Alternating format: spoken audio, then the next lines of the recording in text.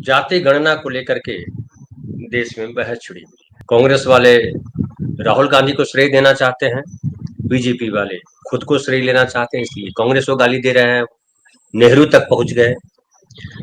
लेकिन जाति गणना को लेकर के अगर सही मायने में किसी को श्रेय देना चाहिए तो राहुल गांधी को जाता है श्रेय, क्योंकि राहुल गांधी ने इसको केंद्रीय राजनीति का विषय बना दिया और बीजेपी को मजबूर कर दिया कि वो जो है जाति गणना पे बात करे, क्योंकि जाहिर है कि हर जात के लोग भले जात के लिए कुछ करें न करें, लेकिन वो एक भावना है सबके भीतर कि हमारी जात पीछे न छूट जाए। अब वो जाति के नाम पर जो नेता बने हैं वो जातियों का कितना भला करते हैं वो आप सबको पता है, लेकिन एक भावनात्मक लगाव तो है सबका सबके साथ। हालांकि ये जो कास्ट सेंसस की बात है, इसको लेकर अगर बात की जाए तो सबसे ज्यादा श्रेय दिया जाना चाहिए अगर किसी को इतिहास में या सारे किरदारों में, तो बाबा साहब भीमराव अम्बेडकर को है कि वो जातियों के बीच जो हिंदू धर्म के भीतर जो घृणा का भाव था शूद्र और अति शूद्र को लेकर के, उसको लेकर के सबसे ज्यादा मुखर अगर इतिहास में तलाशेंगे तो आपको मिलेंगे बाबा साहब अम्बेडकर। बाबा साहब अम्बेडकर के अलावा भी बहुत लोग हुए, जैसे ज्योतिबा फुले हुए, पेरियार हुए, तमाम लोगों का नाम आता है, लेकिन बाबा साहब अम्बेडकर ने उसको जो है राष्ट्रीय स्तर पर संविधान में, कानून में उसको जगह दिलाई, इसलिए उनका स्थान सबसे ऊपर हो जाता है। बाबा साहब ने खास करके जो दलितों की बात है और आदिवासियों की बात है, एसटी एससी, उसको लेकर के गणना होगी, ये शुरू से अड़े रहे और इस वजह से वो हुआ। कांग्रेस को जो कहा जाता है कि ये भी बीजेपी कई नेता सोशल मीडिया पे बोल रहे हैं कि नेहरू इसके जिम्मेदार है, उन्होंने जाति गणना को रोक दिया, नहीं तो 1931 तक अंग्रेजों ने जाति गणना की थी।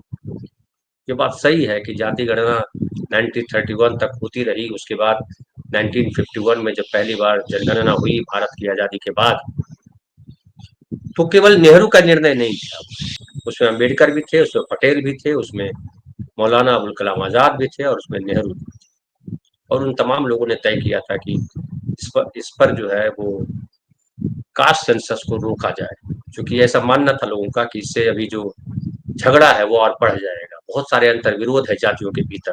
मंडल आयोग का भी अगर आप बात करेंगे तो मंडल आयोग ने जो सिफारिशें की उसमें भी कई तरीके की चीजें हैं। बिहार में जो जाति गणना हुई उसमें भी बहुत सारे अंतर विरोध है, बहुत सारे झगड़े हैं, बहुत सारे विवाद है।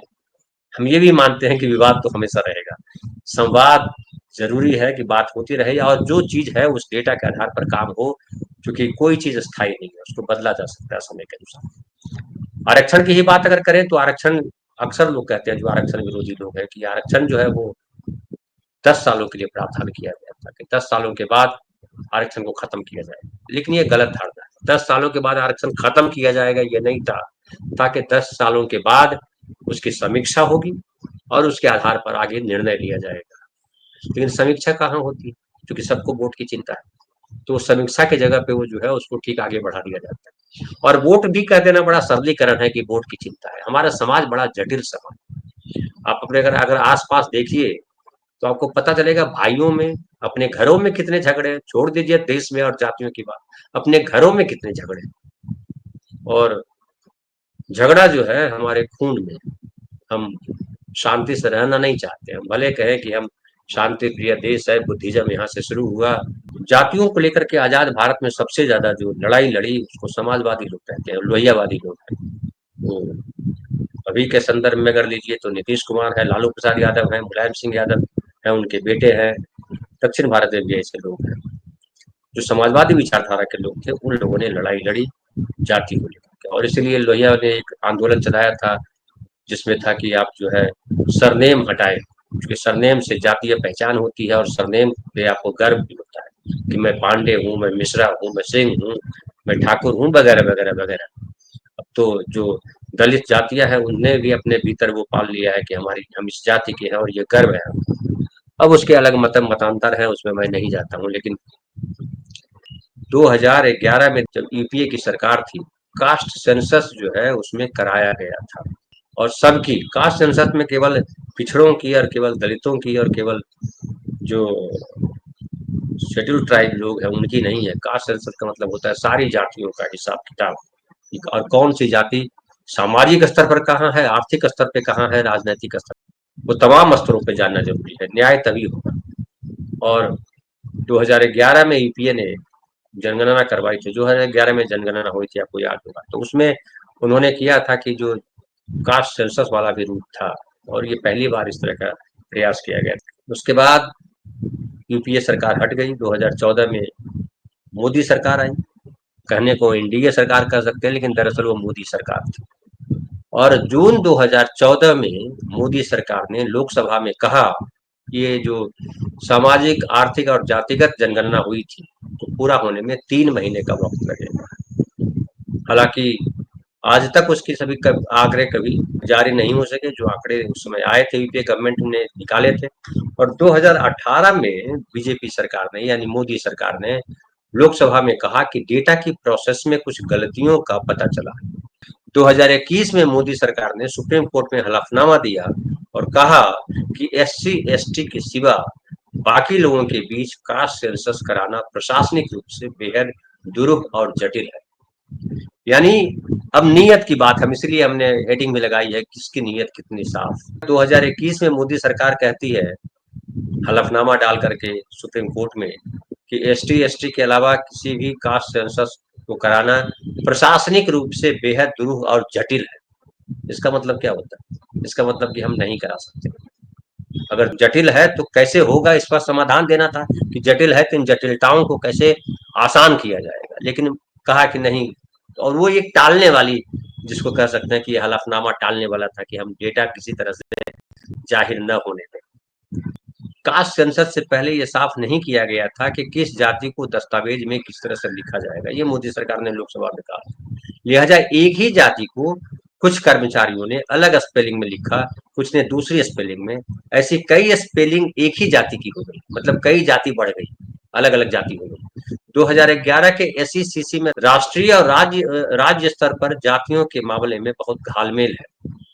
ओबीसी की सेंट्रल लिस्ट में जहां करीब 2500 जातियां हैं, वहीं राज्यों के स्तर पर ओबीसी में 3000 से जातियां हैं। ये जो जटिलताओं की बात कर रहे हैं, ये जो बात कर रहे हैं कठिनाइयों की, वो यहाँ है। देखिए कि राज्य सरकार की जो लिस्ट है ओबीसी की, और जो केंद्र सरकार की लिस्ट है ओबीसी की, उसमें बड़ा अंतर है।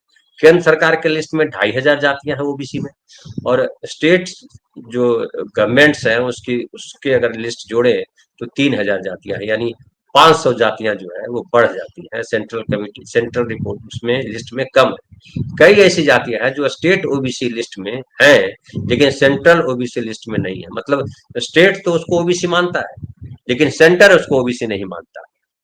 उसके बाद फिर यह है कि जो चुनौती इस तरह की भी है कि जहां यूपी में कुछ ब्राह्मण जाति है, नवभारत टाइम्स में छपा था एक आर्टिकल, उसके हवाले से मैं आपको बता रहा हूँ। अखिलेश कुमार सिंह रिपोर्टर है, उन्होंने ये छापा था, और उसमें वो बताया कि कई ऐसी जातियां हैं जो यूपी में कुछ ब्राह्मण जातियां ओबीसी लिस्ट में, वहीं कुछ राज्यों में वैश्य समुदाय की कुछ जातियां हैं जो ओबीसी, तो कुछ राज्यों में जनरल लिस्ट में।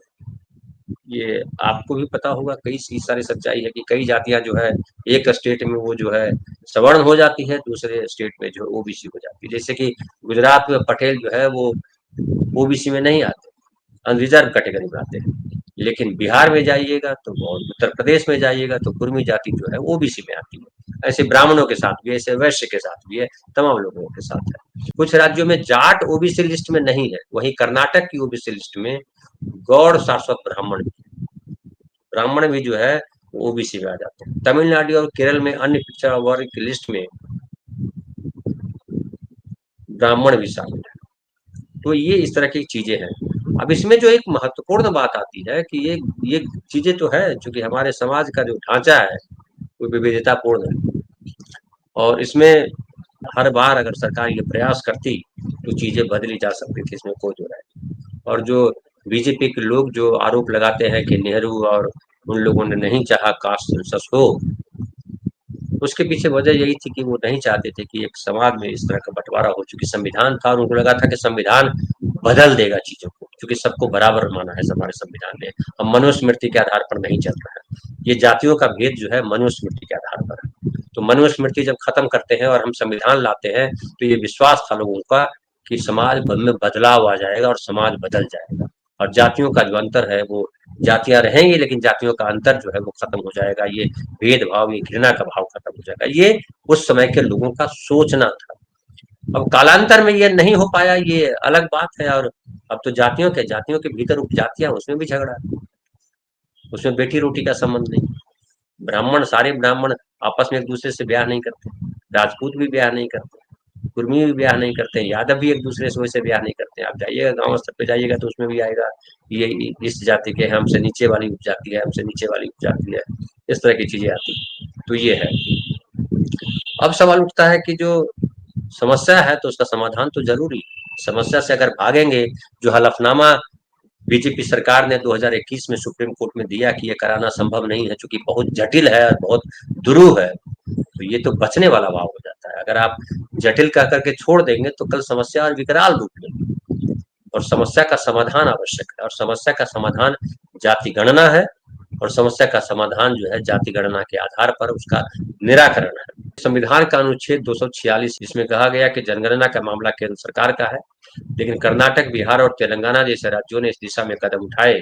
चूंकि संवैधानिक रूप से जातिगत गणना नहीं करा सकते थे, लिहाजा इनको कास्ट सर्वे का नाम दिया। और कर्नाटक में सिद्धारामैया सरकार ने सबसे पहले कराया था 2015 में कास्ट सर्वे, लेकिन आज तक उसका नतीजा नहीं सामने आया। ये कांग्रेस पार्टी से लोग सवाल करते हैं कि भैया जो कास्ट सर्वे 2015 में कराया था वो क्यों नहीं बाहर लाया। राहुल गांधी से भी सवाल किया जाता है। और इसमें बड़ा टेंशन ये है कि हर पार्टी के भीतर जाति को लेकर के संघर्ष है, और पार्टियां डरती है कि अगर जाति के लेवल पे पार्टी में टूट हो जाएगी तो गड़बड़ हो जाएगा, क्योंकि सत्ता फाइनली छीन जाएगी। बीजेपी को भी यही डर है, कांग्रेस को भी यही डर है।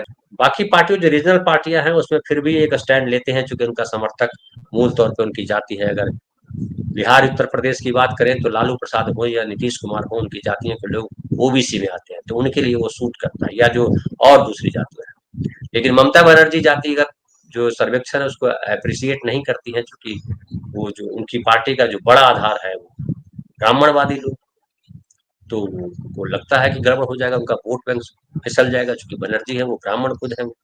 तो ये एक बड़ी वजह होती है। फिर और देखिए कि एक और चुनौती ये है कि 1901 में जो जनगणना की गई थी उसमें पता चला था कि भारत में ये सब अंतर्विरोध है, इसको कैसे सुलझाना है, इस पे बैठ करके संसद में बात होनी चाहिए, कमेटी तय होनी चाहिए और चीजें होनी चाहिए, और कैसे टाला जाता है इससे भी आपको समझ में आएगा। 1901 में जो जनगणना हुई उसमें आया कि भारत में 1646 जातियां हैं, लेकिन 1931 में जो जनगणना हुई उसमें वो जातियां जो है 4147 हो गई। अब जातियां कैसे बढ़ गई ये अपने आप में रिसर्च का विषय है, हम रिसर्च करेंगे तो हम आपके सामने भी ला करके रखेंगे। लेकिन सरकार को इन सब चीजों पर स्पष्ट करना चाहिए कि 1901 में जो 1646 जातियां थी वो 1931 में, यानी 30 साल बाद, वो 4147 क्यों हो, लगभग 2.5 गुना जातियां कैसे बढ़ गई। फिर जो है उनके मुकाबले अब अकेले ओबीसी में हजारों जातियां हैं। 1980 में मंडल आयोग ने जो रिपोर्ट दी उसमें बताया कि 3428 जातियां ओबीसी में।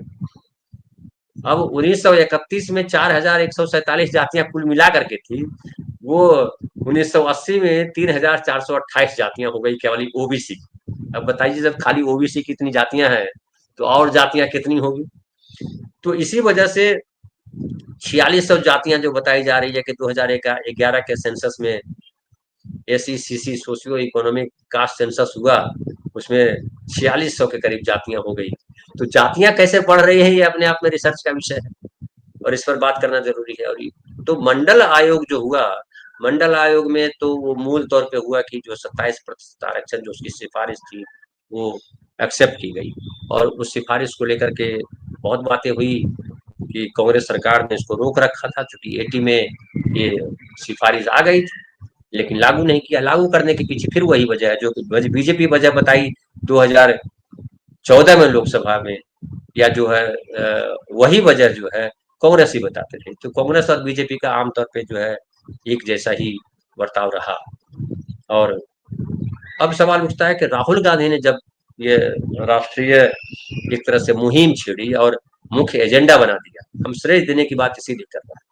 बाकी नीतीश कुमार ने भी जाति सर्वेक्षण किया और उस पर बताया कि 65% आरक्षण की भी बात की, लेकिन 65% आरक्षण वो संभव नहीं हो पाया क्योंकि कैप नहीं हटाया गया। अब कई लोग ये भी सवाल उठाते हैं कि 10% फिर आरक्षण क्यों दिया गया ईडब्ल्यूएस करके, तो 50% जगह 60% आरक्षण हो गया फिर तो। ये भी बात उठती है, बात सही भी है। लेकिन अब जब राहुल गांधी कह रहे हैं कि कैप हटा देंगे, तो कैप हटाना जो है कई सारी समस्याओं का समाधान हो सकता है। नीतीश कुमार का एक वीडियो वायरल हो रहा है जिसमें वो कह रहे हैं कि भाई जाति सर्वेक्षण करा लीजिए। वो वीडियो बताया जा रहा है 90s के दशक का, कि जो जाति सर्वेक्षण करा लीजिए, शायद 94 का है, कि जाति सर्वेक्षण करा लीजिए और जाति सर्वेक्षण में जिसकी जितनी जाति है उसकी हिस्सेदारी बांट दीजिए, सारा झगड़ा खत्म। और उन्होंने उनका एक और वीडियो बिहार विधानसभा का वायरल हो रहा है जिसमें नीतीश कुमार कह रहे हैं कि जब वो ज्ञानी जैल सिंह राष्ट्रपति थे तब उनको बुलाया था और ज्ञानी जैल सिंह ने उनको कहा था कि आप जो है अपनी पार्टी के भीतर भी ये जनमानस तैयार कीजिए कि जाति गणना हो और उस पर जो है सवाल जातियों की गणना हो और उस हिसाब से आरक्षण तय हो। और उसके बाद वो उन्होंने बताया कि नीतीश कुमार ने कि मधुली मैया और जो दूसरे नेता है उन सबको बताया गया और लोगों ने कहा कि ठीक है इस पर काम किया जा रहा है। फाइनली जो है नीतीश कुमार ने जाति सर्वेक्षण करवाया और जाति सर्वेक्षण जो बिहार में हुआ वो काफी तौर पे जो है कई विवाद हालांकि हुए, आरोप प्रत्यारोप तो हमारा नेचर हो गया हमारे समाज में, लेकिन कई मायनों में बड़ा स्पष्ट हुआ और उसमें जो है ये समझ में आया कि किसके पास क्या है, जो सोशियो इकोनॉमिक स्ट्रक्चर है वो पता चला और उसके आधार पर नीतीश सरकार ने तय भी किया कि हम 65% आरक्षण देंगे। उसमें ईबीसी का आरक्षण प्रतिशत भी बढ़ाया गया, जिससे वहां भी ईबीसी और ओबीसी है, तमिलनाडु में भी, बिहार में भी ईबीसी और ओबीसी है, अदर बैकवर्ड क्लास और एक्सट्रीम बैकवर्ड क्लास।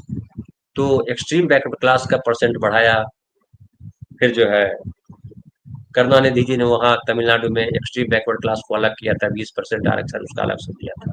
पहले सब सामान्य लोग थे, मतलब ओबीसी के तहत आते थे। तो नीतीश कुमार ने भी उस तरह का प्रयास किया, लेकिन सुप्रीम कोर्ट और हाई कोर्ट में अटक गया कि आप नहीं कर सकते, अब कैप हटाइए। तो राहुल गांधी जो सबसे इम्पोर्टेंट बात है वो कर रहे हैं कैप हटाने की बात, वो सबसे इम्पोर्टेंट है। लेकिन इस बीच जो बीजेपी ने ये जो कह दिया है कि हम जाति सेंसस कराएंगे राष्ट्रीय स्तर पर, इसमें बहुत लोचा है। और राहुल गांधी जो कह रहे हैं और जो बीजेपी कह रही है उसमें बड़ा अंतर है। राहुल गांधी कह रहे हैं कैप हटाना होगा, बीजेपी कैप हटाने के मामले पे चुप है और यहाँ उसकी चालाकी दिखाई पड़ती है कि अब जाति गणना तो कराओगे, लेकिन जब जाति गणना करा करके वो कैप हटेगा नहीं तो जाति गणना का मतलब क्या है। फिर ये भी सवाल आता है कि जाति गणना होगी तो कब होगी।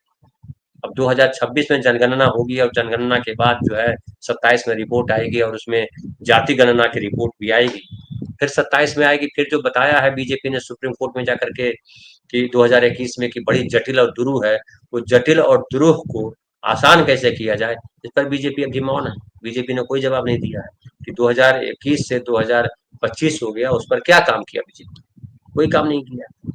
तो फिर जो है 2011 में जो सेंसस कराया था जिसमें सोशियो इकोनॉमिक कास्ट सेंसस भी शामिल था, जो यूपीए सरकार ने, उसकी गलतियों को कैसे ठीक किया जाएगा, ये बड़ा सवाल है।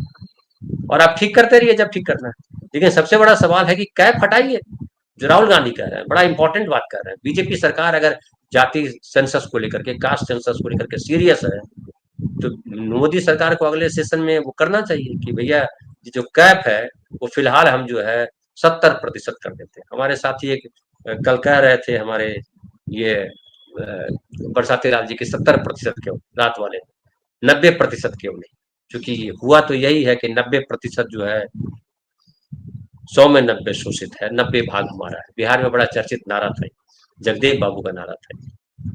तो 100 में 90 शोषित है, तो उस 100 में 90 जो शोषित है उसमें महिलाएं भी थी बरसाती लाल जी, जो महिलाएं हैं सवर्ण क्लास की वो भी उसमें शामिल थी, कि 10% ही है जो शोषक वर्ग से हैं, बाकी 90% जो है वो शोषित समाज है। उसमें महिलाएं थी, उसमें सवर्ण महिलाएं भी थी।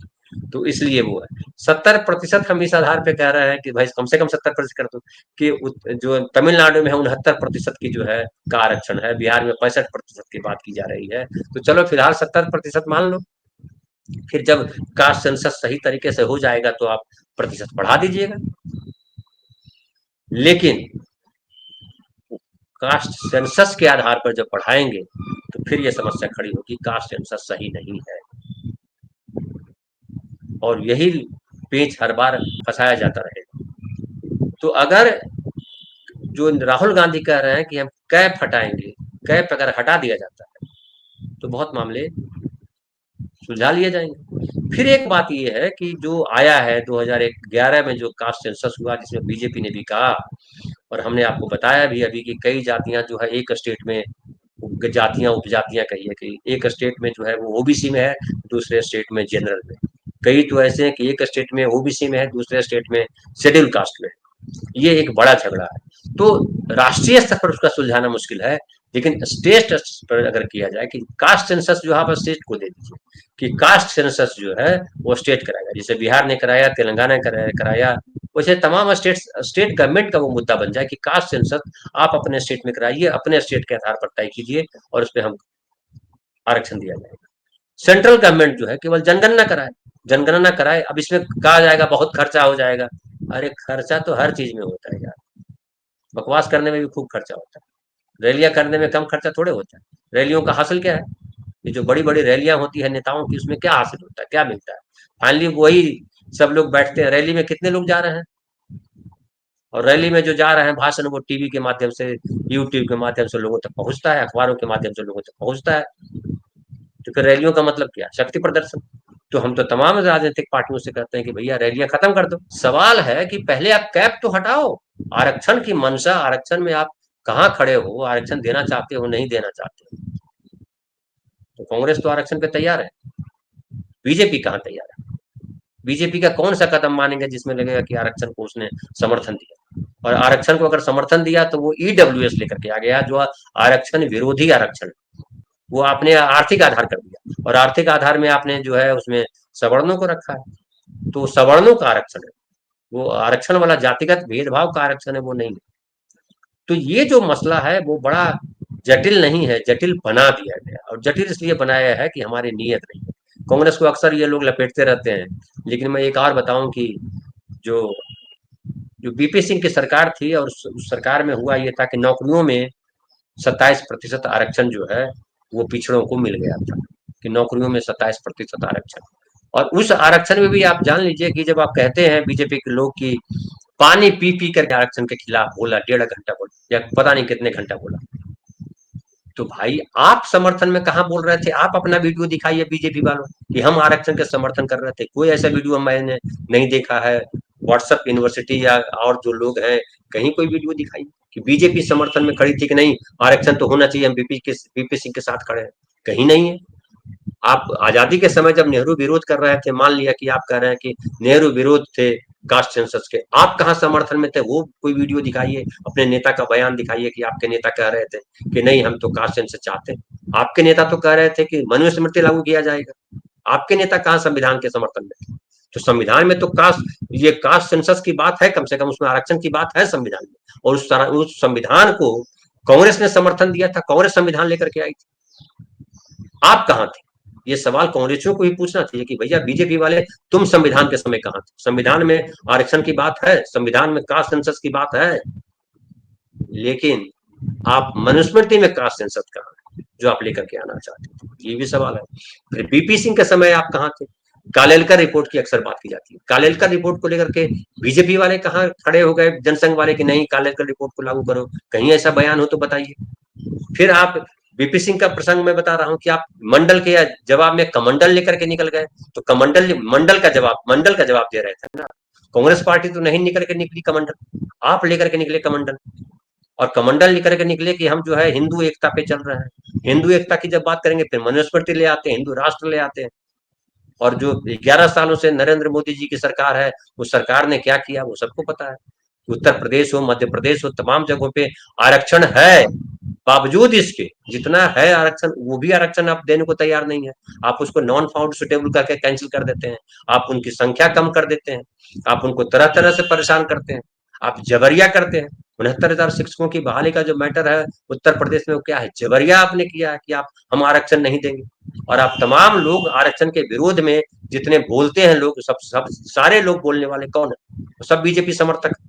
कांग्रेस में तो फिर भी बहुत सारे समर्थक हैं जो आरक्षण के समर्थन में बोलते हैं, लेकिन बीजेपी में तो सारे समर्थक आपके जो है वो आरक्षण के विरोधी, जो कहते हैं कि आरक्षण नहीं होना चाहिए। और आपके नेता जो उमा भारती और महाराष्ट्र में मुंडे साहब, गोपीनाथ मुंडे ने आरक्षण का खूब समर्थन किया था, कहाँ उनको खड़ा कर दिया आपने, क्या किया आपने उस पर, कहाँ आगे बढ़ा रहे हैं आप। तो ये तमाम चीजें महाराष्ट्र में भी अब लोग बोल रहे हैं कि हम तो आरक्षण के समर्थन में थे, हमें आरक्षण दिया। आरक्षण क्या दिया आपने, कहाँ दबाव बनाया 11 सालों में नरेंद्र मोदी सरकार पर कि भैया कैप हटाओ। कोई बीजेपी का नेता कोई बोला है कहीं, महाराष्ट्र का कोई नेता बोला है क्या बीजेपी का कि कैप हटाया जाए और आरक्षण दिया जाए सबको। आप घर में बैठ करके झूठ मूठ के हम भी कुछ बोल दिए वाली कहानी सुनाते रहते हैं। तो ये एक बड़ा इंपॉर्टेंट है।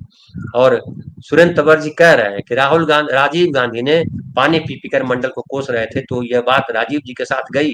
अब राहुल गांधी सामने है, तो ये क्या कह रहे हैं उनकी बात कीजिए। बिल्कुल इसलिए मैं कह रहा हूँ, जो हमने हेडिंग लगाई है कि राहुल गांधी को श्रेय दिया जाना चाहिए कि सामाजिक न्याय को जो है वो राष्ट्रीय फलक पे खड़ा कर दिया है, और बीजेपी जैसी पार्टी को मजबूर होना पड़ा है कास्ट सेंसर में। लेकिन इसमें बहुत घुरपेच है, इसको समझना जरूरी है।